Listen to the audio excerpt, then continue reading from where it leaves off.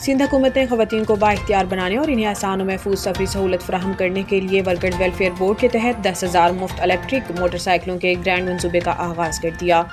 آصف قریشی کے مطابق وزیر محنت سندھ شاہد تھیم نے اعلان کیا ہے کہ الیکٹرک موٹر سائیکل کے حصول کے لیے رجسٹریشن کا عمل شروع کر دیا گیا ہے۔ خواتین درخواستیں ورکرز ویلفیئر بورڈ کی آفیشیل ویب سائٹ www.bsindh.government.pk پر جمع کروا سکتی ہیں، جبکہ ریکارڈ بھی آن لائن چیک کیا جا سکتا ہے۔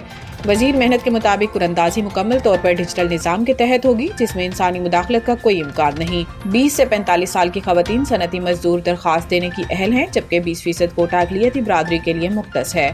شرائط کے مطابق موٹر سائیکل 7 سال کے لیے لازمی طور پر رکھنی ہوگی اور ڈرائیونگ لائسنس کے حصول کے لیے 60 دن کی مہلت دی جائے گی۔